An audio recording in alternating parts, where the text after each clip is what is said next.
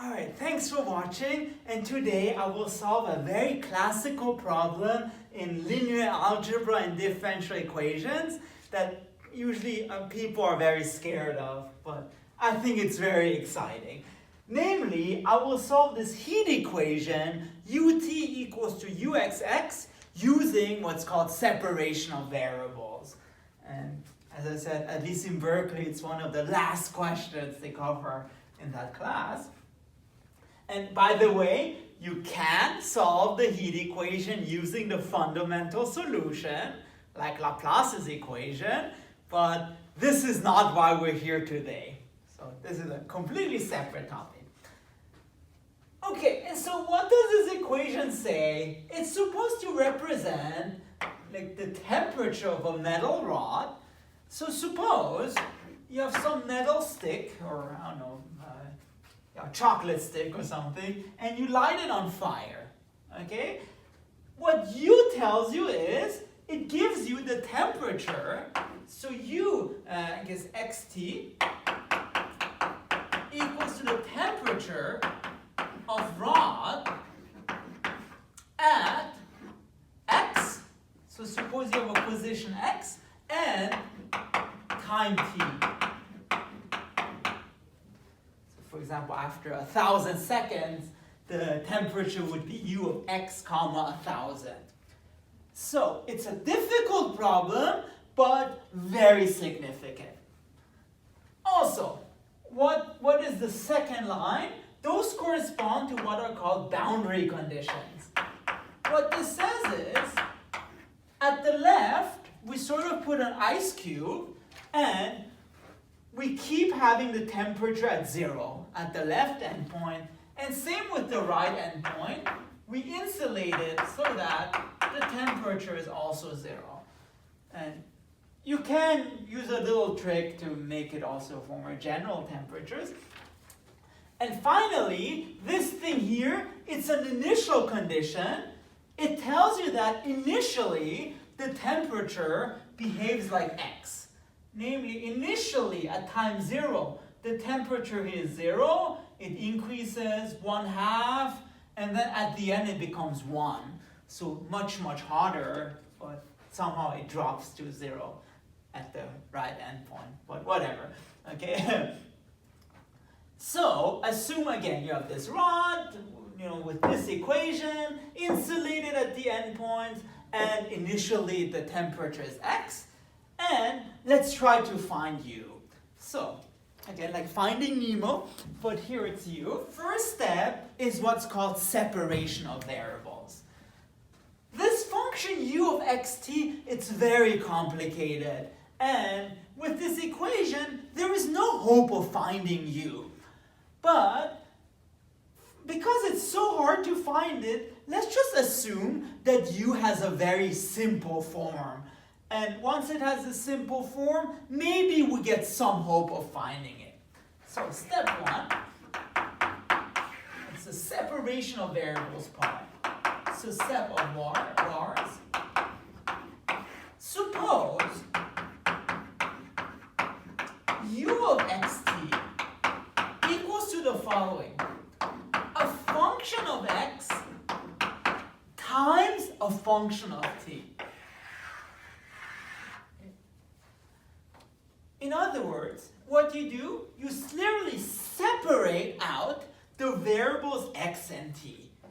So, for example, if you think sine of x times e of minus t, it is of this form, because that would be a capital X, and that would be a capital T.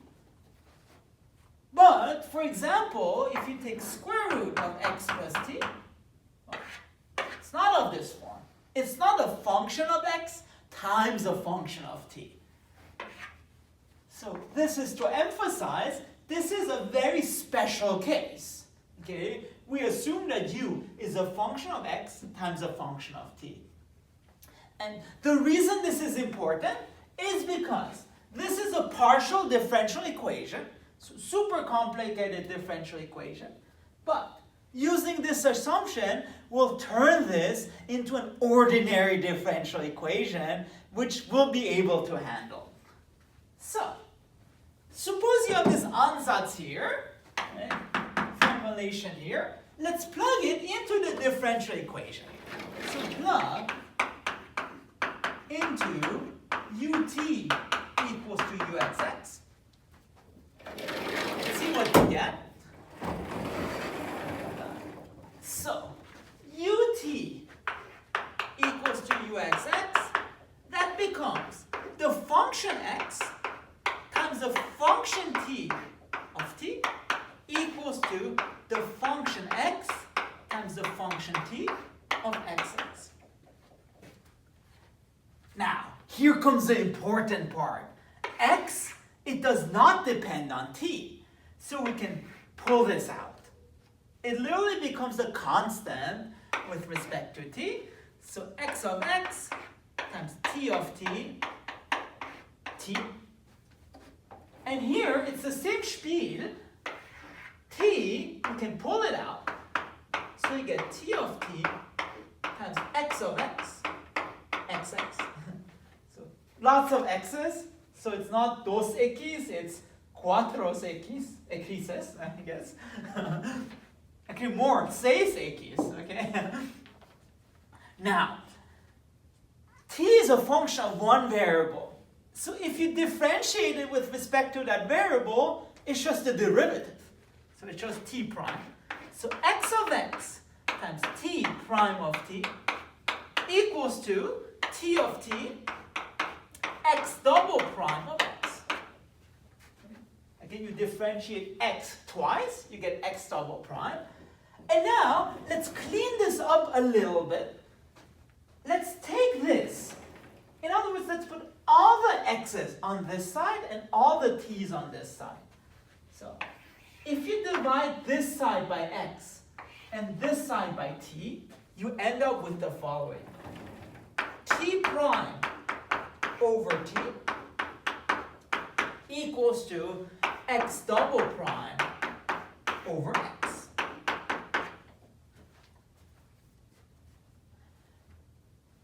Okay, here comes the most important observation of this video. And maybe not of your whole life, but of this video. This thing, consider this quantity, right? Of course, it's a function of x. And therefore, it does not depend on t. So this thing does not depend on t. Because it's a function of x. It's a function of the first variable. On the other hand, this is a bit trickier, but if you consider this quantity, it equals to t prime over t. And this does not depend on x.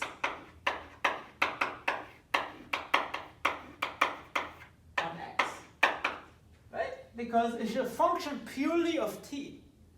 So, what do we conclude? This quantity in the box does not depend on t, and it does not depend on x. And because it depends on neither variables, it's actually a constant.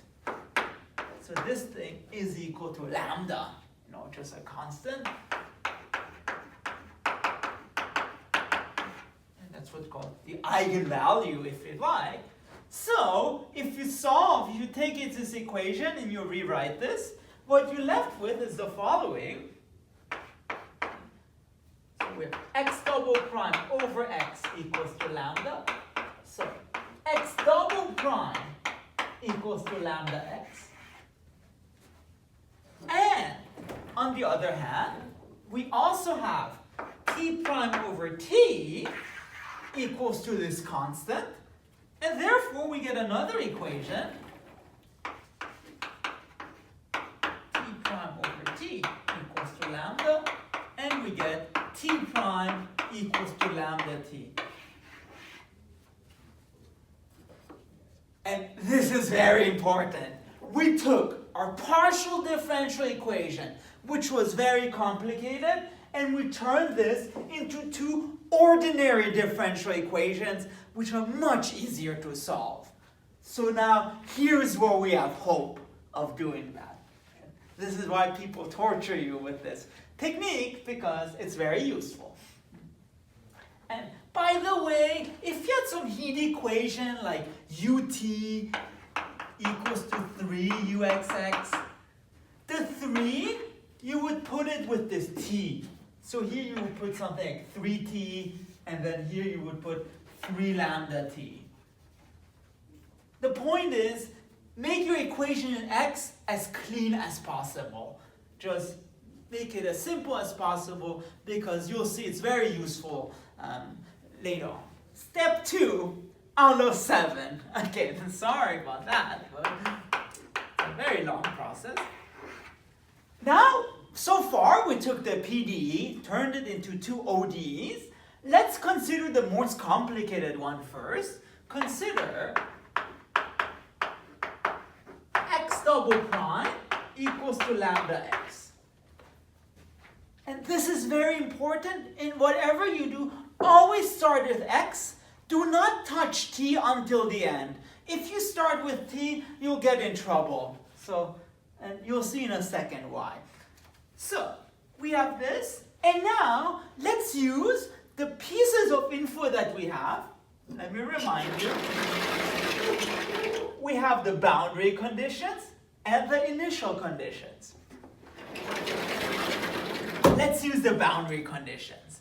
So, use u of 0t equals to u of 1t equals to 0. Okay, but what is u of 0t? U is just x times t. So it's x of 0 times t of t. And we know it equals to 0. Okay, now, if t is the 0 function, u would be very boring. U would be the 0 function as well. So, and that wouldn't be very interesting. We're looking for non-trivial solution. So, t is not the 0 function. So for sure there's a point where we can cancel it out. So let's just assume we can cancel things out. And we get x of 0 equals to 0. And again, rigorously, it's because t is not the 0 function. So there's a point where it's either positive or either negative. Plug this equation in that point, and then you can cancel out the t. So, from this gibberish, what we get is that x of 0 equals to 0, and similarly, u of 1t is x of 1, t of t equals to 0. Find a point where this is non-zero, cancel this out, and you get x of 1 equals to 0. And therefore, we get the following, what's called boundary value problem. We have x double prime equals to lambda x, x of 0 equals to 0, x of 1 equals to 0.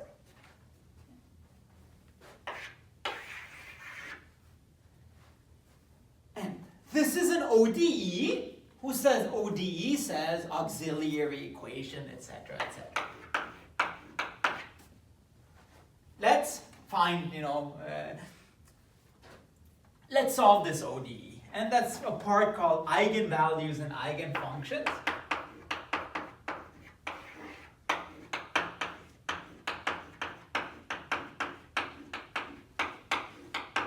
And you'll see in a second why. Eigenfunctions. Okay. Take this ODE, consider the auxiliary equation. The auxiliary equation here is, again, two derivatives. So r squared equals to lambda. And again, this is just calculus 2 for auxiliary equation. Replace second derivatives by r squared, first derivatives by r, and then the function just by 1. So you have this thing. And notice, this equation, well, solutions of this depend on the sign of lambda. Because if lambda is negative, you get complex solutions. If lambda is positive, you get real solutions, etc., etc. So we have to do it in 3 cases. And I'd like to remind you, x double prime equals to lambda x of 0 equals to 0, x of 1 equals to 0. The auxiliary equation is r squared equals to lambda. So here's the first case. Assume that this is positive. Lambda positive. And here's just one little thing that will make our lives easier. Because if we just assume that we'll have square roots, let's try to get rid of the square roots. Well, if you have a positive number, let's say 4. A positive number, you can always write it as a square, right? Like 4 would be 2 squared.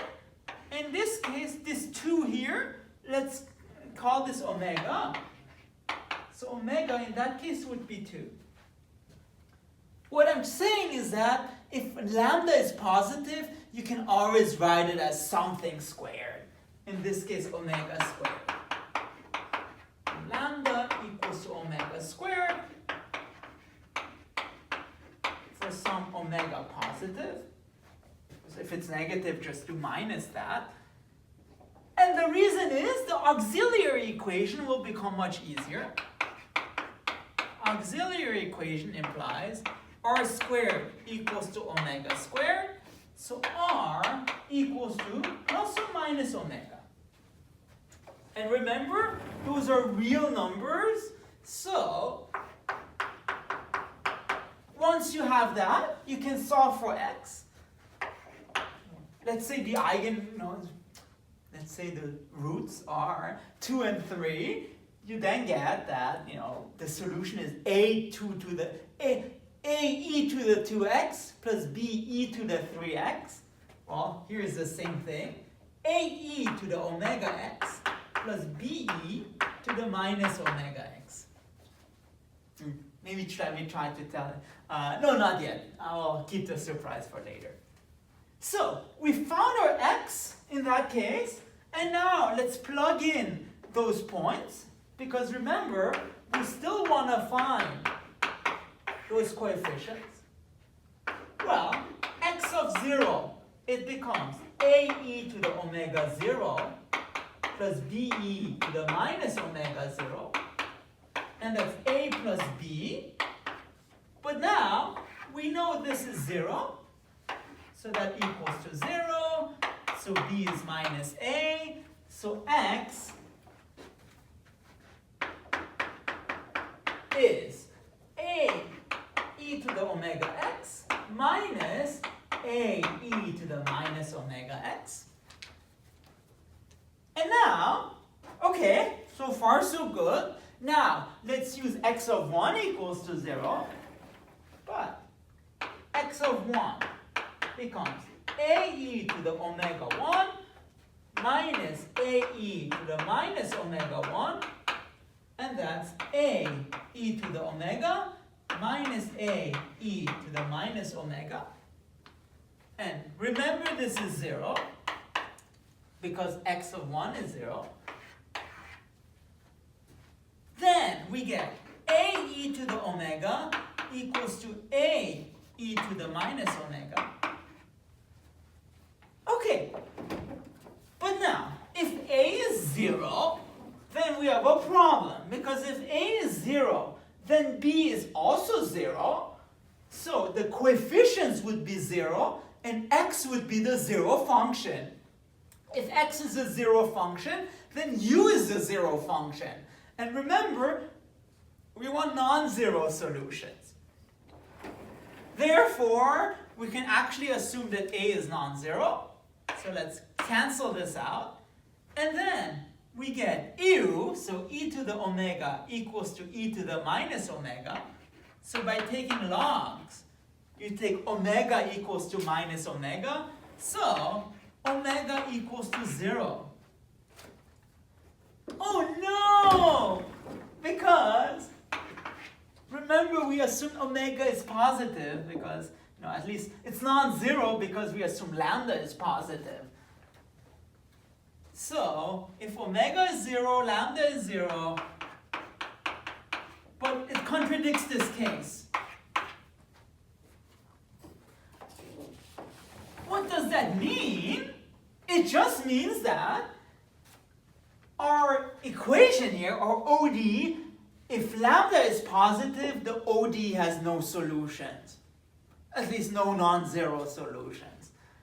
Which tells us if you want to find interesting solutions, don't go there. Don't go to case 1. And let's now see what happens to case 2. Case 2, again, same equation. Let's assume that lambda is 0. Then our auxiliary equation is r squared equals to 0. So r equals to 0 as a double root. Double root, double root. I'm in the club. Okay, if r equals to 0, then x equals to a e to the 0x plus, again, b e to the 0x. But remember, because we have this double root, we have to add an extra x. So in other words, we get a plus bx, which I hope makes sense, because if x double prime is 0, then x is a linear function. Okay, and now let's again plug in our endpoints. X of 0, that's a plus b times 0, that's a, and we assume that this is 0. So a is 0, so x of x equals to bx. And then x of 1, that's b times 1, that's b. But remember, my assumption is also equal to 0, which is a big problem because an x would be the 0 function. X is 0 times x, which is 0. And again, we do not want to have, the 0 function. We want to have interesting solutions. So it's again a juicy contradiction. Which tells us that, well, the lambda, it cannot be 0 as well, because if you want solutions of this, again, case 2 doesn't work. And now let's look at case 3. Case 3. Let's pray, that it works, okay? Let's assume lambda is negative. And again, same spiel as in case 1. Suppose lambda is minus 9. Well, you can write this as minus 3 squared, which is minus omega squared, for omega equals to 3. So, if you have a negative number, you can always write it as minus the square of a positive number for some omega positive. Again, this will make our roots a bit easier. So, then the auxiliary equation becomes r squared equals to minus omega squared, which tells you that r is plus or minus omega I. Wee. And once the roots are complex, it leads us to the worlds of sines and cosines. So x equals to a cosine omega x plus b sine of omega x. Okay, let's plug this in. So x of 0 is a cosine omega 0 plus b sine of omega 0. Well, cosine of 0 is 1, sine of 0 is 0, so b times 1, a times 1 plus b times 0, and that's a. And we know that this equals to 0, which tells us that x of x equals to b sine of omega x. So far. Now, as in German they say, die Situation wird brenzlig. It's a little bit of a sizzling situation because notice, in case 1 we had a contradiction, in case 2 we had a contradiction, and now we're gearing towards, x being the 0 function, and let's just pray that a miracle happens. Because if b is 0 as well, we're in big trouble, and we didn't find a solution. Okay, so let's do that. Okay, let's gamble a little bit. So x of 1, again, we know it's 0, so it's horrible. That becomes b sine of omega x, omega times 1. And that's b sine of omega. And again, this is 0. And so, unfortunately, if b is 0, we're in big trouble because then, x would be 0 and it's a 0 function. So, okay, let's cancel out the b. And then, again, there's no miracle anymore. So, sine of omega equals to 0. And then you're like, oh my God, I'm just praying for a miracle. Well, the miracle is coming because what are the zeros of sine? They're pi m. I've been waiting 20 minutes for that. The zeros of sine is pi m, where m equals to 1, 2, 3, etc., etc. Because remember, omega is positive. So it turns out, and here's the cool thing, we do have non-trivial solution, namely for every omega, pi, 2 pi, 3 pi, 4 pi, our solution is a constant sine of omega x. So we do have x's at work. Again, remember how you were crying at this step and then I saved you. I'm so nice. Those numbers are so nice, we actually call them eigenvalues. So maybe here's a summary. From our exploration of all those cases, we have that the eigenvalues are, lambda, which is minus omega squared, which is minus me squared, minus pi m squared, for m equals to 1, 2, etc., etc. And the corresponding eigenfunctions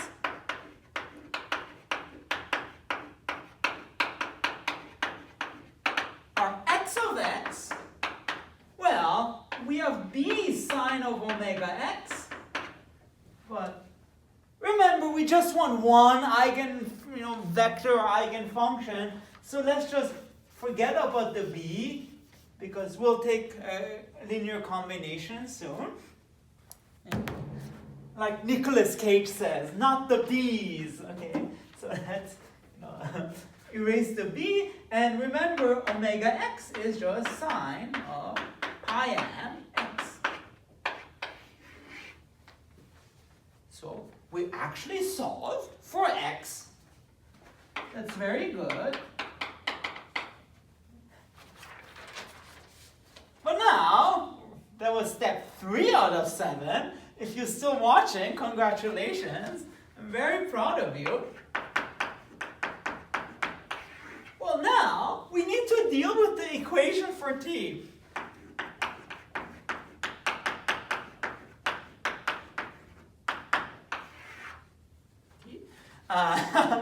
Don't worry, it's not that bad because remember our equation was t prime equals to lambda t, but now we actually found lambda. So t prime equals to minus pi m squared t. And remember the solution of y prime equals to ky is e to the kx, or in this case e to the kt. So we have t of t equals to e to the minus pi m squared t.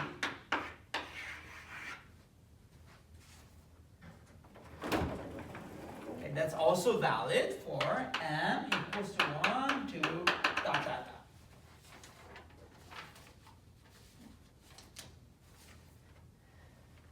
All right, so that's very good. We found our x and we found our t, which tells us that, well, we actually found our u, because u equals to xt. That was a very quick step forward, but look, what we found now is, x of x is sine of pi mx, and t of t is e to the minus pi m squared t.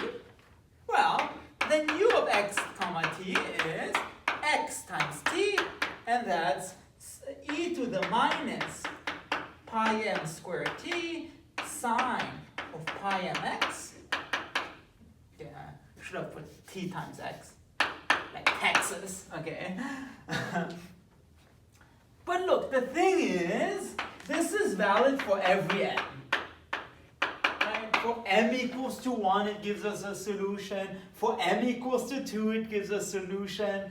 It's like in ODEs finding e to the 2x and e to the 3x. It turns out we can, from those building blocks, from this basis, we can sort of build up a more complicated solution simply by taking linear combos. So now take linear combinations, and you actually find that u of xt equals to, so this times a constant, let's call it am, so am e to the minus pi m squared t sine of pi mx, so multiples of those are solutions, okay? And then finally, you can just sum everything up, and you find that the sum from m from 1 to infinity is a solution as well. Okay. This gives us a general solution, and you think you're done, but not quite, because remember this sucker, u of x0 equals to x, which we haven't dealt with yet. But now, with our formula, we can deal with it. So if one step 6, use u of x0 equals to x. Well, what is u of x0? That's sum from m equals to 1 to infinity, am e of minus pi m squared 0 sine of pi mx. But look, here you get e of 0, which is 1, and you're left with sum from 1 to infinity of am sine of pi mx. And remember, you want this to be equal to x. Which now brings us to a completely different metaphysical question. Can you find the am such that this is true? In other words, can you write any function, in this case x, as a linear combination of signs? And this is the content of a completely different video, because in fact, that's the question of a Fourier series. Fourier series actually give you the answer to, how can you express any function as a linear combination of sines and cosines? But here, let me just tell you the answer. And again, if you know Fourier series, good for you. If not, I will post a video on that. It turns out the answer to that question is simply as follows. am equals to the following. You integrate from 0 to 1, something dx, because your x goes from 0 to 1, And then what do? You take the function x and you hug it with sine of pi mx. Notice the similarity with the orthogonal, orthogonal projection formula, or this orthogonality formula, and you divide by, so again, u dot x dot u times u dot u, so sine of pi mx, sine of pi mx dx. And because you're just dealing with a pure sine series, you have to multiply this by 2. And this has to do with evenification, oddification, sorry, in this sense. But again, completely different topic. And it turns out this integral, you can calculate it, it equals to 1. So what you're left with then is just 2 times the integral from 0 to 1 of x sine of pi mx dx. Now, this just calls to an integration by party, integration party. So let's integrate by parts, and so. By the way, you could use tabular integration, but that's also something different.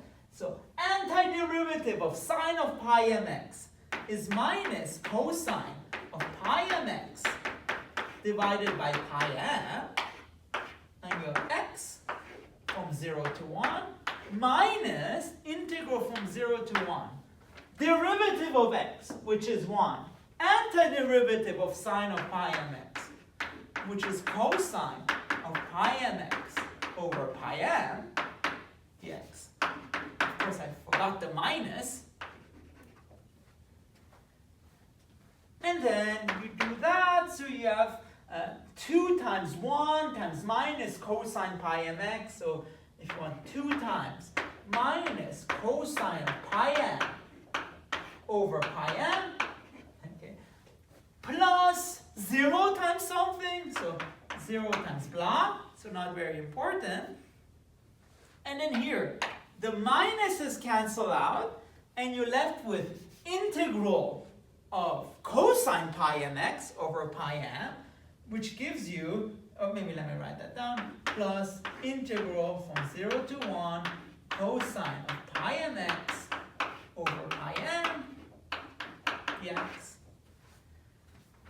And then we're almost done. So cosine of pi m, it wiggles between minus 1 and 1, so it's actually equal to minus 1 to the m. So minus 1 to the m over pi m, and then plus antiderivative of that is sine of pi mx over pi m, so pi m party. But the cool thing is, if you integrate, if you plug in 1 and 0, it actually goes to 0, because sine of pi m is 0, and then you're left with 2 times minus 1 times minus 1 to the m, so it's 2 times minus 1 to the m plus 1 over pi m. And that's valid from 1 to dot, dot, dot. Fantastic! We found the coefficients in the linear combination of x in terms of sine of pi mx, and the last step is just to calculate the, write down the final answer. 7 is just u of xt just becomes the sum from m from 1 to infinity of am e to the minus pi m squared t sine of pi mx. And then what do we put? We put our am's, which is 2 to the minus 1 to the m plus 1 over pi m.